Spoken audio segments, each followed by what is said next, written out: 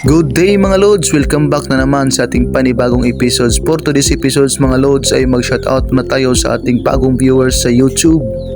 Shoutout tayo kay Sir Johnry Yahon na taga Baclayon, Bohol. Siya po itong legit na viewer sa ating YouTube channel. At sa Facebook naman mga Lods, shoutout tayo kay Prelimwell Tongko. Kay Ri Simple Living, shoutout sa iyo Lods. Kay Junrax Vlog, shout out Dol. At kay Gudo Frido Orsales, shout out sa iyo Lods.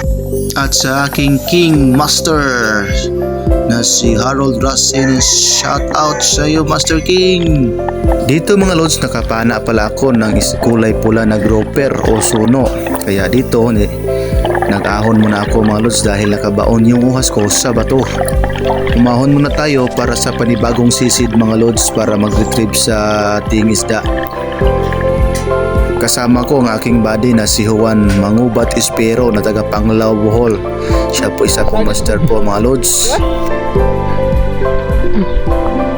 Wala po. Oh. Dito to be.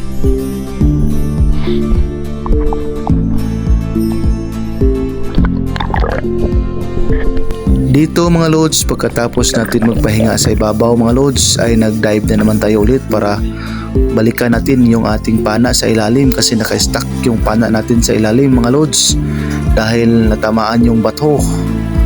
Kaya kailangan natin mag-ingat mga Lods para sa ating pag-retrieve.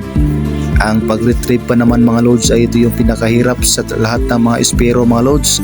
Kailangan talaga kung may kabady ka mga Lods, dapat nakatingin sa taas mga Lods.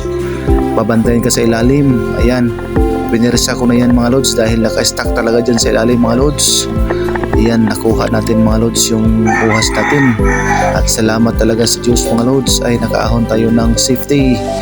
At siyempre, pagtingin natin sa taas mga Lods, nandyan yung kasama natin.